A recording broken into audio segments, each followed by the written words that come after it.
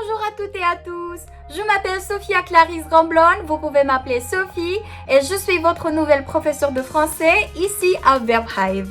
Je profite de ce temps pour me présenter un petit peu, mais pour le faire on va faire un petit jeu qui s'appelle de vérité en mensonge. Ok, c'est très simple, j'ai préparé 3 anecdotes, 2 d'entre elles sont vraies mais une est fausse. C'est à vous de deviner laquelle est un mensonge, ok? Allez-y, c'est parti!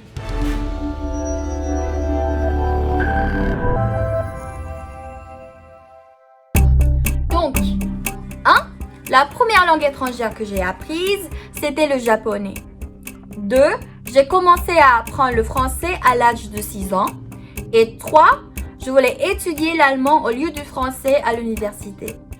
Donc, 1, 2 ou 3. Si vous avez choisi la phrase numéro 2, vous avez raison. Donc, la première langue que j'ai apprise, langue étrangère, que j'ai apprise, c'était le japonais.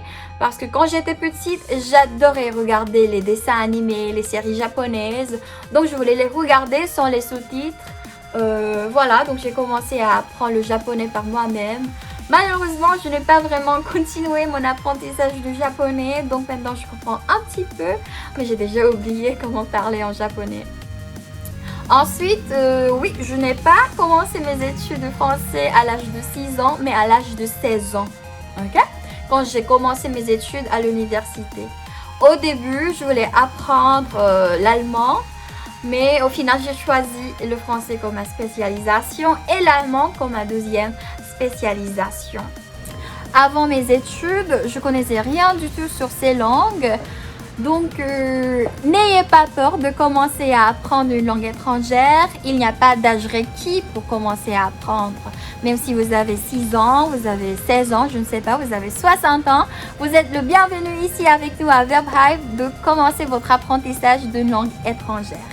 Ok, on va faire une deuxième manche. 1. J'ai vécu à Paris pendant 3 ans pour mes études.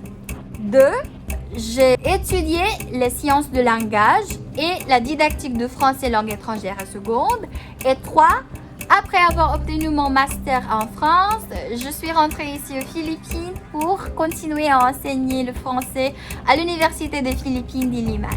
Donc 1, 2 ou 3. Si vous avez deviné la phrase numéro 1, vous avez raison. Donc j'ai bien fait mon master en France, mais pas à Paris. J'ai fait mon master à Nice, à l'université Nice Sophia Antipolis, qui est maintenant Université Côte d'Azur. Maintenant, je suis professeure de français à l'Université des Philippines d'Iliman. Je suis vraiment passionnée par les langues et j'ai hâte de partager cette passion avec vous. C'est tout pour aujourd'hui. Merci beaucoup tout le monde d'avoir regardé cette petite introduction. J'espère de vous voir dans mes cours de français. Merci beaucoup. Au revoir.